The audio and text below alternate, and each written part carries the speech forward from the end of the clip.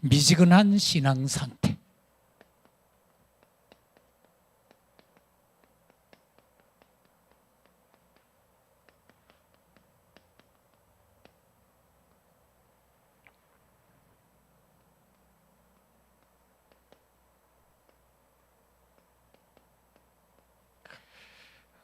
우리가 먼저 도대체 그러면은 이 라오디게아라는 현장은 어떤 현장인가? 뜻은 보면은 백성의 정의라는 그런 뜻을 갖고 있어요. 너무 귀한 이름이죠.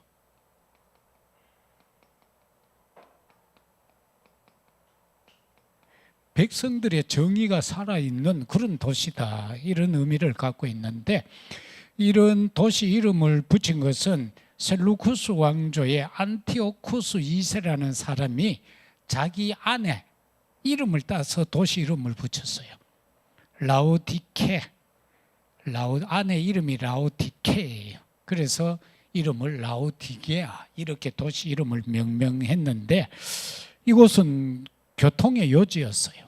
동서양을 연결하는. 이 터키 지역이 그렇잖아요. 터키도 지금 보면은 반은 아시아 지역이고 반은 유럽으로 되어 있거든요. 그 해협을 사이에 두고. 그래서 교통의 여지였고, 그러다 보니까 자연스럽게 금융도시가 될 수밖에 없었고, 직물산업, 터키 하면 우리가 떠오르는 게 뭐죠? 양탄자. 그래서 이 직물산업이 번창했고, 벌써 이 시기에 의학의 도시였다. 그래서 아주 중요한 그런 도시로 있었는데, 그런데 도시는 이러했는데 라오디게아 교회는 어떠했는가? 차지도 뜨겁지도 않은 미지근한 상태였다는 겁니다.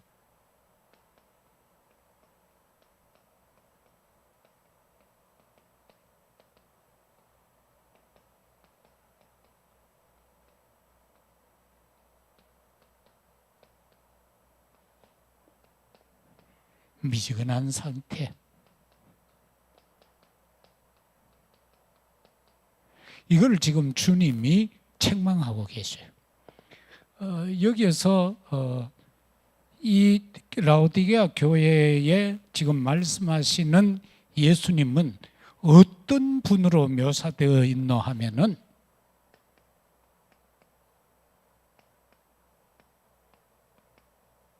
아멘이요라고 했습니다.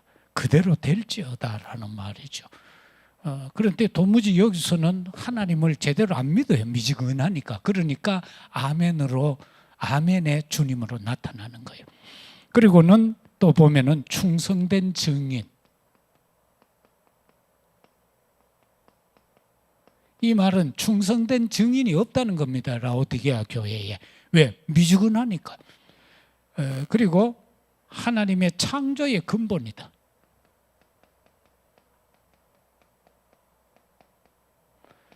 주님 자신을 그렇게 표현해. 나는 창조의 근본이다.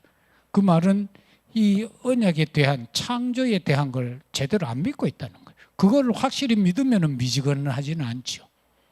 하나님에 대해가 확실히 알면 미지근할 수가 없잖아요.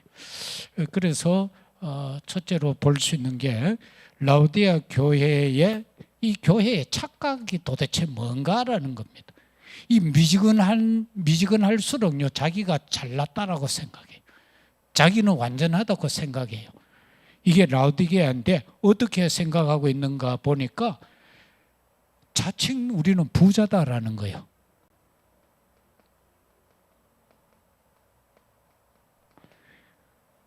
금융도시요, 그리고 또한 교통요지고 직물산업이 발달해 있고 의학의 도시니까 부자 맞죠? 부자 맞는데 주님은 뭐라고 해요? 너희가 공부한 걸 네가 모르고 있다는 거예요. 너희 자신이 가련한 것도 모르고 있다. 거기다가 부자라고 했는데 네 가난한 거, 진짜 가난한 걸 모르고 있다. 그건 영적인 걸 말하겠죠. 실제 모습은 이런데 자기들은 스스로 우리는 부자야 이렇게 생각하고 있다는 겁니다. 그러면서 그 상태를 어떻게 표현하는가 하니까 너희는 눈먼 것이다. 눈이 멀었다는 거예요. 영적인 거 너희는 전혀 모른다는 거예요. 그리고 영적으로 너희는 벌거벗었다는 거예요.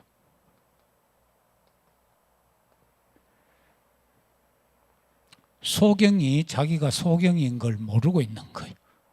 그럼 어떻게 되겠어요? 길 가면 계속 넘어지고 계속 돌부리에 걸려 넘어지고 부딪혀서 이마가 깨지고 그렇겠죠. 눈먼 거.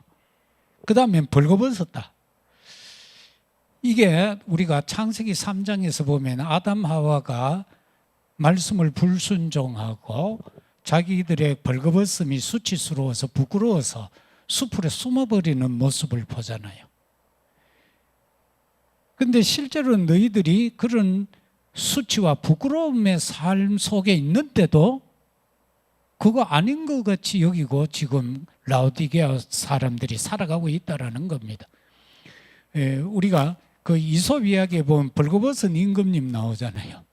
착한 사람 눈에는 안 보인다라고 하면서 해서 임금을 골탕 먹이는 걸 우리가 보잖아요. 그래서 정말로 말씀에 불순종하게 될 때에 우리는 이 눈먼 상태가 되고 벌거벗은 상태가 된다. 그래서 우리는 하나님의 은혜 가운데 말씀의 능력 속에 살아야 된다. 그래서 이 상태를 가지고 미지근한 상태다. 예수님 그렇게 단언을 해버리죠. 그렇기 때문에 저와 여러분들은 여기에서 뭘 붙잡아야 되나 하면은 성도에게는 이 영적 기근이라는 것, 이걸 꼭 우리가 기억해야 됩니다. 마태복음 6장 24절에 보면은 하나님과 물질을 겸하여 섬길 수 없다, 그렇게 말씀하고 있어요. 하나님의 백성이 너무 물질에 치우쳐져 버리면은 하나님을 섬기는 데 지장이 된다는 겁니다.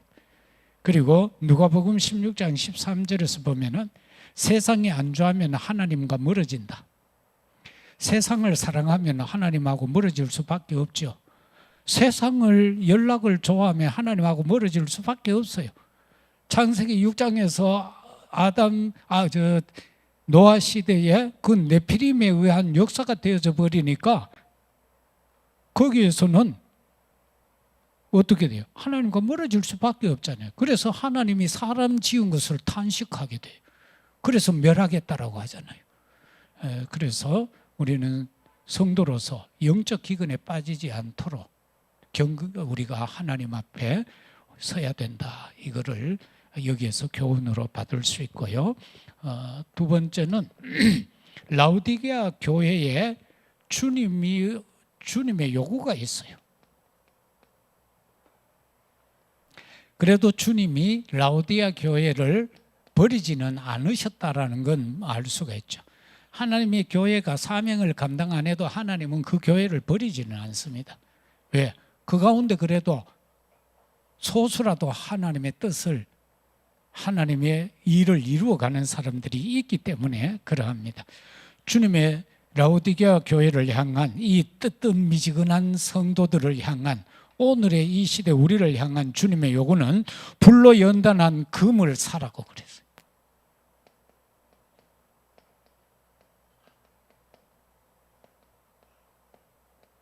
이거를 사라는 거예요. 다시 말하면은 불순물이 없는 금을 사라는 거예요.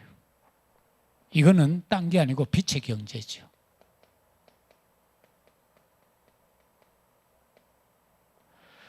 이게 주님의 요구입니다. 금은 일단 재련을 해야 24K가 되잖아요. 불순물이 많으면 뭐 18K, 뭐 14금 막 이런 식이 되고, 진짜 순금은 그 불순물이 다 제거된 99.9%가 돼져야 순금이 되는 것처럼 우리의 믿음도 그렇게 연단을 하라는 거예요. 우리의 믿음 속에 잡다한 것 가지고 있으면 안 된다, 그 말씀인 겁니다. 그 다음에는 흰옷을 사서 입으라고 그랬어요. 이걸 사가 입으라는 겁니다. 이 흰옷은 뭐예요? 예수 그리스도 보혈이죠. 이것으로 저와 여러분의 세마포를 준비하라는 겁니다. 이 흰옷을 사 입어야만 여기에서 올 수 있는 게 벌거벗은 수치를 면할 수 있다.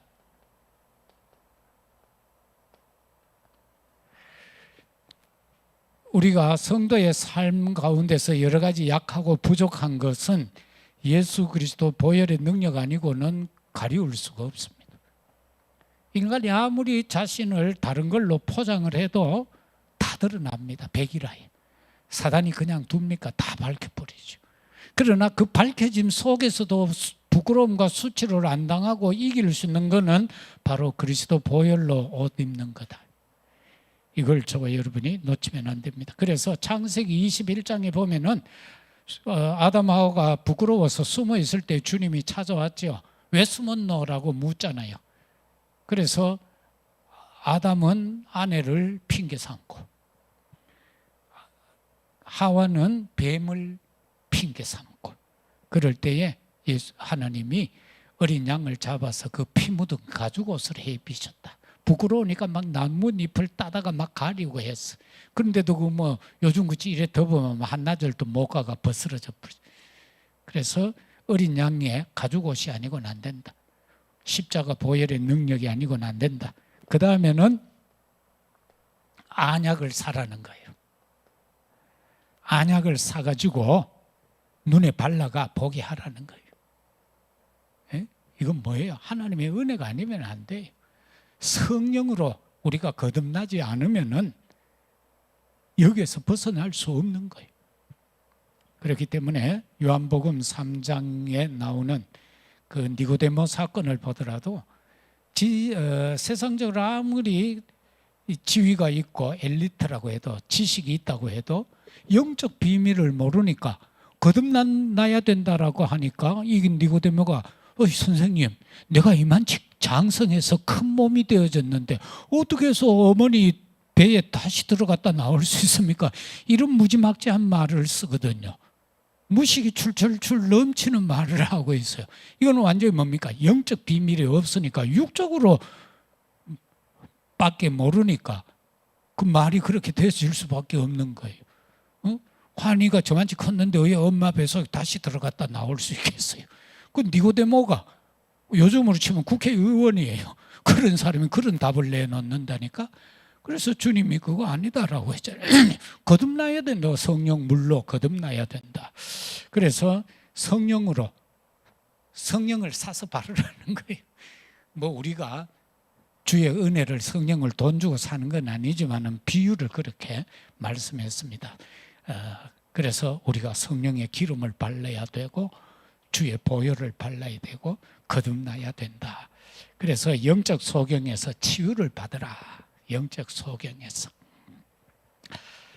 정말 오늘 이 시대 보면은 참 갖가지 어려움들이 많잖아요. 그래서 사람들이 막 어려움 속에 빠져요.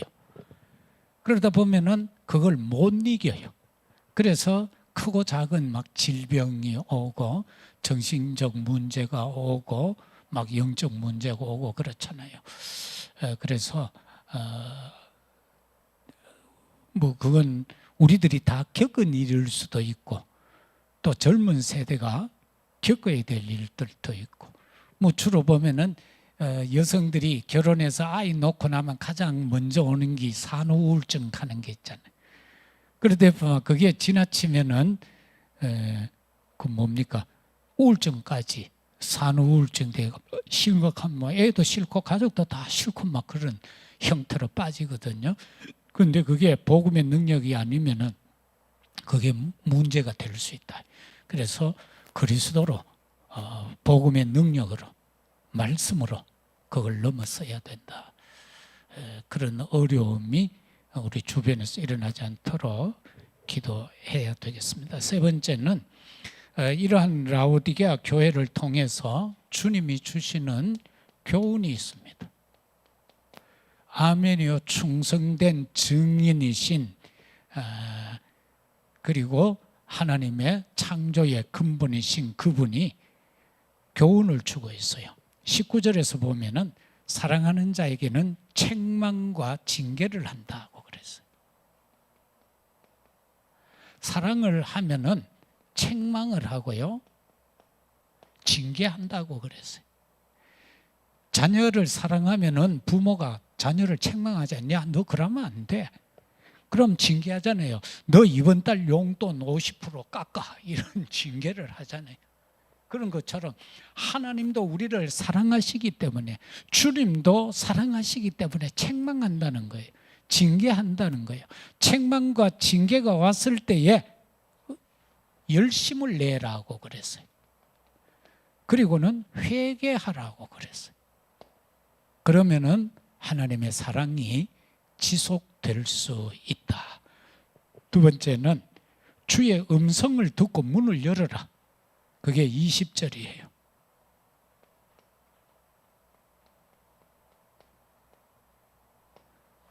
그리고는 문을 열으라는 겁니다. 지금 주님이 우리 문 앞에 와서 두드리는데 문 꼭 잠가놓고 방 안에 앉아가 텔레비만 보고 있으면 되겠습니까? 내 지금 막 잠 미치겠다, 문 못 열겠다, 이렇게 하면 되겠어요? 그래서 주님의 음성이 들리면 막 그 순간에 1초 1각도 머무름 없이 문을 열어라. 그러면은 주님이 뭐라고 했어요? 내가 아버지와 더불어 먹음과 같이 나도 너희와 더불어 먹겠다.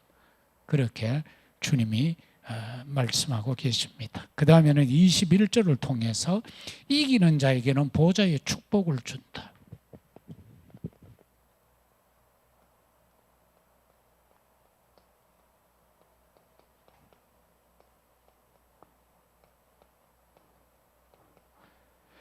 예수님이 십자가를 지고 이기시잖아요.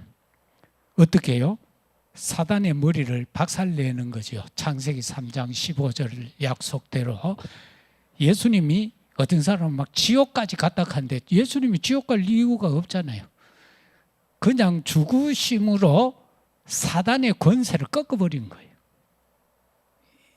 그 어린 양의 사람들이 죄를 지으면은 번제 드릴 때 짐승을 잡아서 그 피로 죄를 씻었지만은 그거는 불완전한 것이에요. 영속성이 없어요. 그러나 단 한 번에 죽으심으로 끝낸 것이 예수님의 십자가 능력이에요. 그래서 그 이김은 지옥 간 것이 아니고 그 지옥의 우두머리인 사단을 꺾었다는 그 의미예요. 그래서 그렇게 이기는 자, 이기고 부활하셔서 어디요? 보좌에 오르셨잖아요. 보좌에 오르셔서 지금도 우리를 위하여 중보기도 하고 계신다. 내가 이기고 보좌의 축복 속에 지금 있는 것처럼 너희도 나와 같이 보좌의 축복을 누리게 하겠다. 그거를 지금 교훈적으로 주고 있습니다. 그래서 우리는 결론적으로 이 시대 라오디게아의 같은 이 미지근한 상태, 뜨겁지도 아니하고 차지도 않은, 이거 뭐 믿는 건지 안 믿는 건지, 신자인지 불신자인지 막 이런 상태인 거예요. 이 사람들이. 왜? 너무 살기 편하니까. 모든 게 부족한 것 없이 풍성하니까. 그러면 자연스럽게 그래 될 수밖에 없어요. 왜? 뭐 하나님 앞에 부르짖을 이유도 없는데, 토굴에 안 같이 밭이 부르짖을 이유가 없잖아요. 너무 편안해. 누가 제재하는 사람도 없어. 옛날같이 핍박이라도 좀 받으면은 눈물을 흘려 기도라도 좀 하고 새벽 기도라도 하고 이러겠는데 지금 뭐라 하는 사람도 없어. 너무 편한 거야. 그리고 믿는 모습인지 불신자 모습인지 그렇고 그런 거예요. 그래서 이런 상태에 있는 라오디게아 교회 같은, 어떻게 보면 오늘 이 시대가 그런 같은 시대가 아니겠어요? 부족한 거 뭐 있어요? 집에서 또 틀면은 물 줄줄 나오지요. 틀면은 깨서 나와가 밥을 해 먹지요. 보릿고기도 없어 라면 삶아 먹으면 되지요. 좀 걱정되는 거, 어떤 양반이 대통령이 돼가 지금 경제가 좀 불안하긴 하고, 지금 저 북쪽에 있던 뚱뚱한 애가 또 미칠까 싶어가 그것도 좀 걱정도 되고, 그렇지만 그것도 사실은 그런 거예요. 왜? 그게 그렇게 되어 가야 되는 게 또 하나님의 뜻이요. 저 북쪽에 저 불가마가 있잖아요. 성경에 뭐라고 그랬어요? 그 불가마가 기울어지지 않게 기도하라고 그랬어요. 그 불가마가 기울어져 버리면 어떻게 돼요? 뜨신물 우리 머리 위에 다 부풀어. 그럼 우리 다 대머리 돼, 다 티. 완전히 뭐 그거 화상 몇 급입니까? 최고 심한 거. 그래 돼 버리는 거예요. 그리고 그 북한이요, 김정은이가 지금 3대째 우리나라보다는 우리 믿는 사람들에게 불감해요. 그래서 그게 기울어지지 않도록 이재명이가 그거 감당할 수 있을 것 같아요. 역대 대통령들이 그걸 감당 못했잖아요. 성도가 기도해야 되는 거예요. 믿는 자가 그걸 막을 수 있지. 누가 막아요? 아무도 못 막아요. 이번에도 보니까 뭐 국회 질의하는데 국방부 장관이 방위병 출신이잖아요. 이 뭐 아무도 몰라요. 뭐 국회 국방위원 뭐 몇 차례 했다는 그 경력밖에 없어요. 군 기밀이 다 새내가는 것도 그것도 몰라요. 그 왜 대처 안 했나? 내가 인지를 못했습니다. 그건 말도 안 되잖아요. 그 국방부 장관이면 국방에 대한 전체를 지금 꿰뚫고 있어야 돼. 그건 내가 모르고 있어요. 그 말이 안 되지. 그럼 그 밑에 사람들은 뭡니까? 그걸 다 알려줘야죠. 그래서 그 책임은 그 사람뿐만이 아니다. 우리 믿는 사람의 책임이다. 진짜 우리가 기도해야 돼요. 국가를 위해서. 저기 미친 짓 하면 안 되거든요. 김정은이 괜히 미친 짓 하고요. 미사일 쏘면 대구도 떨어지고 제주도까지도 능히 갈 수 있는 무기를 다 갖고 있어요. 우리도 갖고 있지만은 저놈들도 다 갖고 있다는 겁니까? 그 대구 한 방 떨어져 봐요. 그게 뭐 권사님 집인데 떨어질지, 집사님 집인데 떨어질지, 우리 집인데 우리 교회 위에 떨어질지 우리가 왜 알아요? 우리 교회에 떨어질 수 있는 확률도 많아요. 왜? 공항 가깝지요. 동대구역 가깝지요. 핵심 시설이잖아. 그럼 전마들끼리 정확하지 않아. 우리나라 거는 정확해가 1m 차이 안 나게 가가 떨어져요. 근데 전마들 거 날아오면 어디가가 떨어질지 몰라요. 동대구역 보고 쐈는데 저 양정수 권사님 집인으로 날아가 버릴 수도 있어요. 그만큼 불안전하다니까. 그래서 기도해야 된다. 어디 떨어질지 몰라요. 그래서 저와 여러분들이 해야 될 일은 딴 거 없어요. 여하튼 말씀 충만하도록 해야 돼. 이게 해결책이잖아요. 이게 답이잖아요. 말씀이. 그리고 한순간도 우리는 이거 안 하면 안 되잖아요. 은혜. 주의 은혜가 아니면 우리 한순간도 살아갈 수 없어요. 누가 와가지고 내 코를 10분만 쥐고 있으면 난 죽어야 돼요. 그렇잖아요. 주의 은혜 아니고는 안 되는 거예요. 다행히 미친놈이 와가 내 코를 안 잡으니까 다행이지. 여러분 가다가 미친놈이 돌 가지고 여러분 때리면 어떡할 거예요? 옛날에 보면 와 새벽기도 오다가 그래 퍽치기 당하는 경우가 많았잖아요. 그 전부 미친놈들이거든요. 그래서 우리는 주의 은혜가 아니면은 1초 1각도 살아갈 수 없다. 숨 쉬는 거. 어떤 사람 가다가요 막 숨 가빠가지고 막 주저앉아가 있는 사람도 있더라고. 요새 하도 더우니까. 그래서 저와 여러분은요 결과적으로 악령과 싸워 이길 수 있는 것은 성령의 충만밖에 없어요. 저와 여러분도 이걸 위해 기도해야 됩니다. 말씀 충만하려고 하면은 가만히 있는데 말씀이 충만해져요? 읽어야 되잖아요. 은혜 충만하려고 하면은 그냥 가만히 있으면 막 은혜 충만해야 됩니까? 감사가 되어져야 은혜가 충만되는 거예요. 자꾸 감사합니다, 감사합니다 해야 돼요. 그래야 이 머릿속에 감사가 이게 각인되어져가 은혜로 충만해지는 거예요. 여기서 자꾸요 우리가 안 돼 하면 뇌 속에 안 돼가 각인돼 버려요. 그러면 안 되는 거예요. 성령 충만. 이거는 어떻게 해야 돼요? 요구를 해야 돼요. 부르짖어야 돼요. 그러면은 하나님이 보내신 그가 누구예요? 성령이 우리를 성전 삼으시고 우리 안에서 충만하려고 하면은 그 충만을 못하게 하는 여러 가지 요소 있잖아요. 근심하고 걱정하고 염려하고 불안해하고 하는 불신앙의 모든 것을 벗겨내 버려야 돼. 그래야 충만이 되는 거예요. 그게 뭐 억지로 충만되는 거 아니라니까. 초대교회 성도들이 마가다락방에 모여가 열흘 동안 죽으라고 기도한 거예요. 그래야 충만이 임하는 거예요. 그 역사로 뭐가 됩니까? 바람 같은 성령 역사, 불의 혀같이 갈라지는 역사가 일어났다니까요. 그 다음에 그 이후부터는요, 자신들의 의지대로 된 게 아니에요. 바울, 베드로도 그렇고 요한도 그렇고 자기 의지로 한 게 아니잖아요. 나는 아무것도 없어, 네 줄 거 없어. 그런데 내게 있는 거 전에는 몰랐는데 내게 있는 게 있더란 말이라. 나사렛 예수 그리스도 이름으로 명하노니 일어나 걸으라. 그요 그냥 보통 일이 아니에요.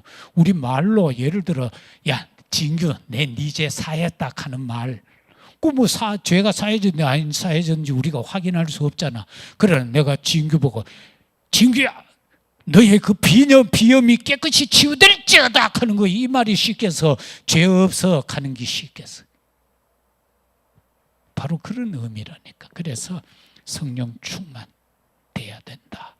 그래서 여하튼 미지근한 신앙 상태인 라오디게아 교회의 모습이 우리에게 있다면은 이것을 진짜로 열심을 다해서 내버려야 돼요. 그리고는 부족한 것은, 잘못된 것은 회개하라, 자백하라. 그러면은 주께서 기억도 하지 아니하시고 도말해 주시겠다. 그래서 뜨거운 정금 같은 믿음으로 만들겠다. 그 약속이 라오디게아 교회를 통해서 우리에게 주는 약속입니다. 기도드리겠습니다. 감사합니다. 나의 신앙 상태가 뜨겁지도 차지도 아니한 미지근한 상태에서 벗어날 수 있도록 오늘 말씀 주셨사오니 그 말씀대로 우리의 삶 속에서 해골이 변하여 영적인 군대가 되어진 것처럼 우리에게 임하시고 역사되게 하옵소서. 그리하여 정금 같은 자로 하나님의 사명 감당할 수 있게 하여 주옵소서. 날마다 그리스도 십자가 보혈의 흰옷을 입을 수 있게 하시고 영적인 안약을 사서 발라 볼 수 있는 저희들 되게 하옵소서. 참으로 우리에게 책망과 징계가 올 때 열심을 다하여 회개하는 저희들이 되게 하시고 주께서 우리의 심령의 문을 두드릴 때에 지체 없이 열어드려 주와 더불어 살아가는 저희들 되게 하시고 참 승리자가 되어 주님이 승리하여 보좌에 앉으신 것처럼 우리도 그 축복을 누리게 하옵소서. 예수 그리스도 이름으로 기도드리옵나이다.